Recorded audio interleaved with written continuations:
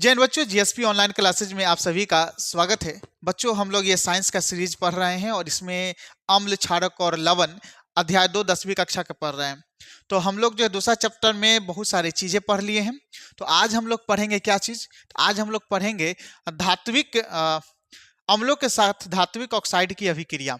पिछले लेक्चर में, पिछली वीडियो में हम लोग पढ़े थे उदासीनीकरण अभिक्रिया। एक बार जल्दी से हमें कमेंट में बता दीजिए कि उदासीनीकरण अभिक्रिया में क्या क्या चीज का अभिक्रिया होता है। अगर आपको याद है तो पिछले लेक्चर में हम बताए थे कि जब अम्ल की अभिक्रिया जो है, अम्ल की अभिक्रिया जो है क्षार से कराई जाती है, अम्ल की अभिक्रिया जो है क्षार से कराई जाती है, तो हमें क्या प्राप्त होता है? तो हमें लवण प्राप्त होता है। क्या प्राप्त होता है? लवण प्राप्त होता है तथा जल प्राप्त होता है। क्या प्राप्त होता है? जल प्राप्त होता है। तो ये जो अम्ल और क्षार की जो अभिक्रिया होती है ना, तो ये एक दूसरे को उदासीन कर देती है। क्या कर देती है? उदासीन कर देती है। और इस अभिक्रिया को क्या कहा जाता है? तो इस अभिक्रिया को कहा जाता है उदासीनीकरण अभिक्रिया। इस अभिक्रिया को क्या कहा जाता है? तो उदासीनीकरण अभिक्रिया कहलाता है। ठीक है, तो चलिए आज हम लोग पढ़ेंगे धात्विक ऑक्साइड। अच्छा, धात्विक ऑक्साइड क्या होता है? तो धात्विक ऑक्साइड में जैसे कैल्शियम ऑक्साइड हो गया, आपका सोडियम ऑक्साइड हो गया, आपका कॉपर ऑक्साइड हो गया, ये सब जो धातु के ऑक्साइड है। ये सब क्या है? धातु के ऑक्साइड। मतलब धातु जो है ऑक्सीजन से अभिक्रिया करके ऑक्साइड बनाता है। धातु जो है ऑक्सीजन से अभिक्रिया करके क्या बनाता है? तो ऑक्साइड बनाता है। और ये सब धातु के ऑक्साइड है। तो यहाँ पर कहने का मतलब ये है कि धातु के ऑक्साइड जो है अम्ल के साथ अभिक्रिया करके क्या बनाएगा। टॉपिक का मेन मकसद यही समझाने का है कि धातु का ऑक्साइड अम्ल के साथ अभिक्रिया करके क्या बनाएगा। तो यहां पर कह रहा है कि कॉपर ऑक्साइड ले रहा है, यानी कि CuO ले रहा है, और उसमें जो हाइड्रोक्लोरिक अम्ल, तनु हाइड्रोक्लोरिक अम्ल, मतलब वैसा अम्ल जिसमें पानी मिला हुआ है, मतलब हाइड्रोक्लोरिक अम्ल का जो है लिक्विड। ठीक है, तो कॉपर ऑक्साइड लिया जा रहा है और तनु हाइड्रोक्लोरिक अम्ल लिया जा रहा है, और दोनों को जब अभिक्रिया किया कराया जा रहा है तो क्या परिणाम प्राप्त होता है वो आगे दिया हुआ है। देखिए आगे कह रहा है कि आप देखेंगे कि जब कॉपर ऑक्साइड की अभिक्रिया HCl से करवाया जाता है, जब कॉपर ऑक्साइड की अभिक्रिया HCl से करवाया जाता है तो क्या हो जाता है? विलयन का रंग नीला हरित हो जाएगा। विलयन का रंग क्या हो जाएगा? नीला हरित। ठीक है, याद रखिएगा कि जब कॉपर की अभिक्रिया HCl यानी हाइड्रोक्लोरिक अम्ल से कराई जाती है तो विलयन का रंग कैसा हो जाता है? तो नीला हरित रंग का हो जाता है। एवं कॉपर ऑक्साइड घुल जाता है। एवं क्या हो जाता है? कॉपर ऑक्साइड क्या हो जाता है? घुल जाता है। कॉपर ऑक्साइड उसमें गल जाता है। अच्छा, जो नीला हरित रंग हुआ है ना, विलयन का नीला हरित रंग कॉपर में कॉपर 2 क्लोराइड के बनने के कारण हुआ है। तो जब कॉपर ऑक्साइड की अभिक्रिया हाइड्रोक्लोरिक अम्ल से कराई जाती है तो किसका निर्माण होता है? तो देखिए यहां पर आपको लिखते हैं कि जब कॉपर ऑक्साइड की अभिक्रिया हाइड्रोक्लोरिक अम्ल के साथ कराई जाती है तो कॉपर क्लोराइड का निर्माण होता है, कॉपर टू क्लोराइड का। ठीक है, और जल का निर्माण होता है। किसका निर्माण होता है? जल का निर्माण होता है। ठीक है, जब कॉपर ऑक्साइड की अभिक्रिया हाइड्रोक्लोरिक अम्ल के साथ कराई जाती है तो कॉपर क्लोराइड का निर्माण होता है और जल का निर्माण होता है। तो ये जो कॉपर क्लोराइड है ना, यही इसी कॉपर क्लोराइड के कारण जो है विलयन का रंग क्या हो जाता है? इसी कॉपर क्लोराइड के कारण जो है विलयन का रंग नीला हरित हो जाता है। क्या हो जाता है? नीला हरित हो जाता है। तो अब हम कहने का मतलब यह है कि जब जो है कह सकते हैं हम इस प्रकार कि धातु का ऑक्साइड अम्ल के साथ अभिक्रिया करके लवण और जल बनाता है। धातु के ऑक्साइड अम्ल के साथ अभिक्रिया करके क्या बनाता है? लवण और जल बनाता है। जैसे मान के चलिए सोडियम ऑक्साइड ऊपर में दिया हुआ था Na2O। ठीक है, जब इसको जो है हाइड्रोक्लोरिक अम्ल के साथ अभिक्रिया कराएंगे तो हमें क्या प्राप्त बनेगा? तो बनेगा NaCl plus H2O, NaCl plus H2O। ठीक है, तो इस प्रकार से जो है धातु के ऑक्साइड अम्ल के साथ अभिक्रिया करके क्या बनाता है? तो लवण और जल बनाता है। आगे कह रहा है कि अब उपरोक्त अभिक्रिया के लिए समीकरण लिखकर संतुलित कीजिए। क्षारक एवं अम्ल की अभिक्रिया के सामान्य धात्विक ऑक्साइड अम्ल के साथ अभिक्रिया करके लवण व जल प्रदान करता था। धात्विक ऑक्साइड को क्षारकीय ऑक्साइड कहा जाता है।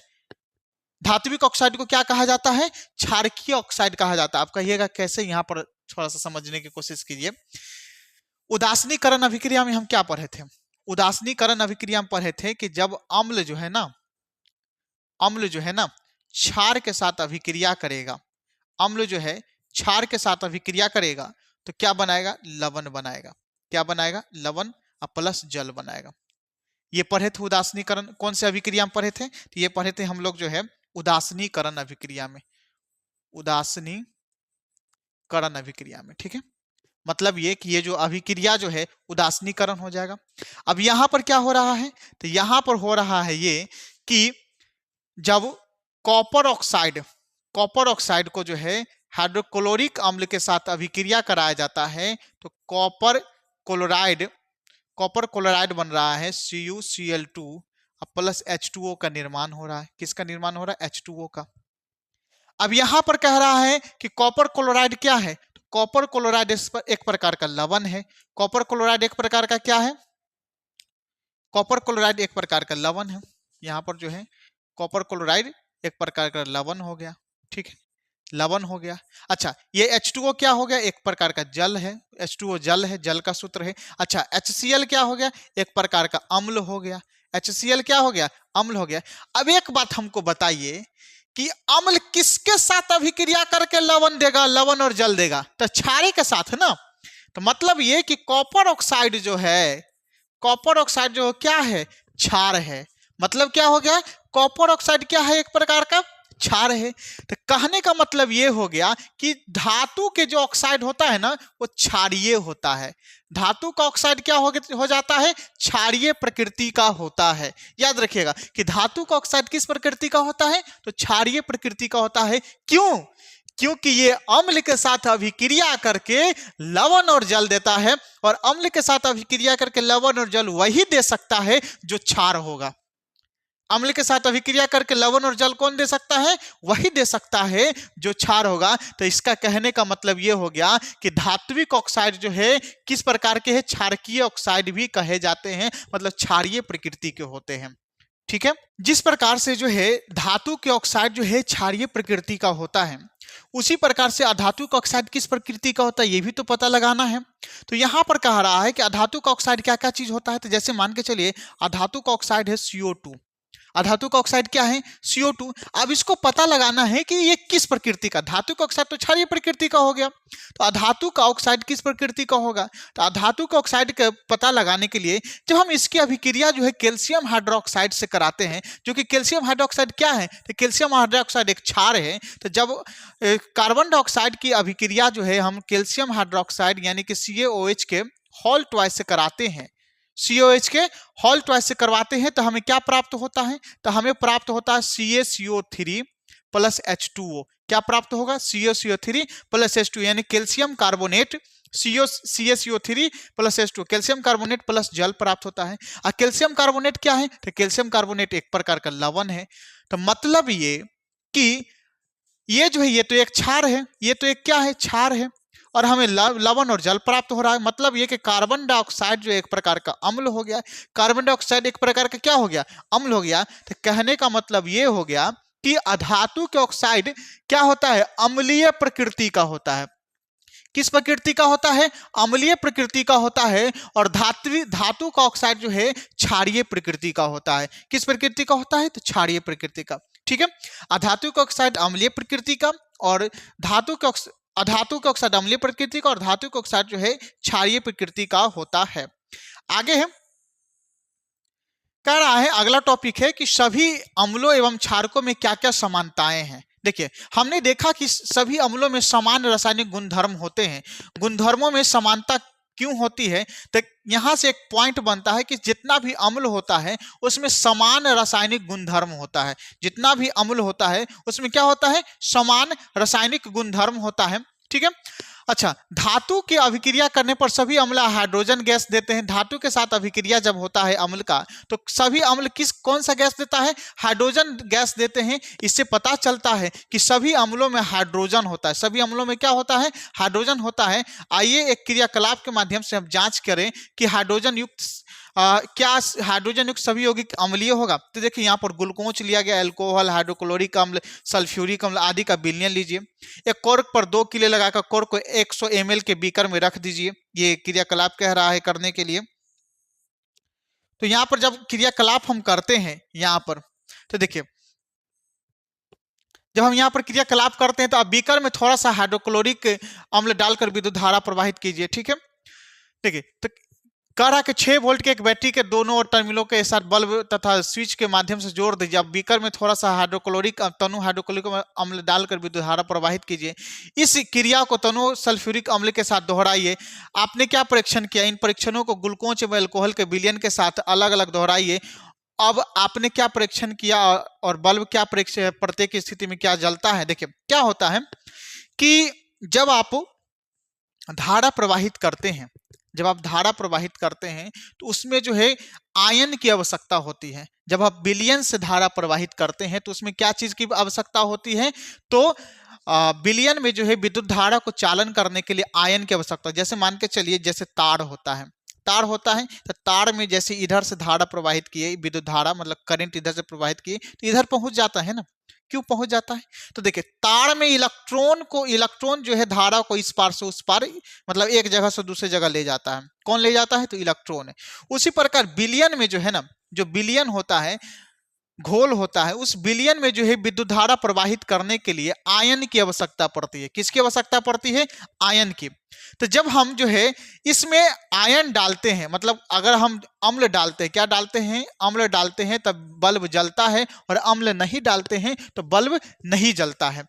ठीक है, तो यहां पर नीचे में क्या कह रहा है कि अम्ल की स्थिति में बल्ब जलने लगता है, जैसा कि चित्र 2.3 में दिखाया गया है। परंतु आप देखेंगे कि ग्लूकोज एवं अल्कोहल का विलयन विद्युत धारा का चालन नहीं करते हैं। बल्ब के जलने से यह पता चलता है कि इस विलयन से विद्युत का प्रवाह हो रहा है। विलयन में विद्युत धारा का प्रवाह आयनों द्वारा होता है। किसके द्वारा होता है? आयनों द्वारा होता है। ठीक है, कहने का मतलब यह हो गया कि जब हम यहां पर इस प्रकार का सिस्टम बनाते हैं, 2 कील लेते हैं, उसके बाद जो है इसको तार को जो है बल्ब से कनेक्ट कर देते हैं, बैटरी लगाते हैं, और नीचे में जो है पहले हम अम्ल डालकर देखें तो अम्ल डालें तो क्या कर रहा है कि अम्ल, ये दोनों अलग अलग है। ठीक है, ये दोनों अलग अलग है और एक दूसरे से जुड़ा हुआ नहीं है, लेकिन अम्ल डाल दिए ना, तो अम्ल डालने के कारण जो विद्युत धारा प्रवाहित हो जा रहा है। उसी जगह पर जब हम ग्लूकोज डालते हैं, ठीक है, अल्कोहल डालते हैं, तो यहां पर जो विद्युत धारा प्रवाहित नहीं होता है। तो इसका कहने का मतलब यह हो गया कि जब हम अम्ल डाल रहे हैं ना, तो अम्ल जो है आयनों में टूट जा रहा है और वो आयन जो है विद्युत धारा को चालन कर देता है। तो यहां पर एक प्रश्न बनता है कि विलयन में विद्युत धारा किसके माध्यम से पहुंचता, एक स्थान से दूसरे स्थान जाता, चालन करता है? तो आयन के माध्यम से। किसके माध्यम से? आयन। तो अब कहिए कि यहाँ पर क्या हो रहा है? तो जल में अम्ल का विलयन जो है चालन करता किस? तो H+ आयन के कारण। किस आयन के कारण? तो H+। आप देखिएगा जैसे नदी में जो है क्या होता है कि बहुत बड़ा जो है करेंट होता है। ठीक है, बहुत बड़ा मान के चलिए तार गिर गया, 11,000 का तार गिर गया बिजली वाला, फिर भी पूरा नदी में करेंट आता है? नहीं ना। पोखरी में गिर गया, पोखरी में गिरे तो पोखरी में करंट आएगा? नहीं आएगा। लेकिन हाँ, अगर वो पोखरी का जल थोड़ा सा भी अम्लीय होगा तो करंट आ जाएगा। पोखरी का जल थोड़ा सा भी अम्लीय होगा तो करंट। क्यों? क्योंकि विलयन में विद्युत धारा को चालन करने के लिए किसकी आवश्यकता होती है? आयन की आवश्यकता। बिना आयन का विद्युत धारा चालन नहीं कर पाएगा। ठीक है, अब आगे चलते हैं। आगे कह रहा है कि चूंकि अम्ल में उपस्थित धनायन H+ है, इससे ज्ञात होता है कि अम्ल विलयन में हाइड्रोजन आयन उत्पन्न करता है। तो अम्ल जो है विलयन में कौन सा आयन उत्पन्न करता है? हाइड्रोजन आयन उत्पन्न करता है। इसी कारण उसका गुणधर्म अम्लीय होता है। ठीक है, तो अम्ल जो है जल में घुलकर कौन सा आयन देता है? तो हाइड्रोजन आयन देता है। कौन सा आयन देता है? हाइड्रोजन आयन देता है, ये याद रखिएगा। सोडियम हाइड्रोक्साइड, कैल्शियम हाइड्रोक्साइड आदि जैसे क्षारकों का उपयोग करके इस क्रियाकलाप को दोहराइए और क्रियाकलाप परिणाम के निष्कर्ष निकालिए। देखिए जिस प्रकार से जो है अम्ल डालने पर विद्युत धारा प्रवाहित हो जा रहा है, उसी प्रकार क्षार डालने पर भी विद्युत धारा प्रवाहित हो जाएगा। अब कहे सर क्षार डालने पर विद्युत धारा कैसे प्रवाहित होगा? तो क्षार डालने से क्या होता है कि वो क्षार जो है ना बाबू, जल में घुलकर क्या OH- आयन देता है। क्या देता है? OH- आयन देता है। तो यहां पर जो है OH- आयन के कारण जो है विद्युत धारा प्रवाहित हो जाएगा। ठीक है, तो अम्ल जल में घुलकर हाइड्रोजन आयन और क्षार जो है या भस्म जो है जल में घुलकर कौन सा आयन देता है?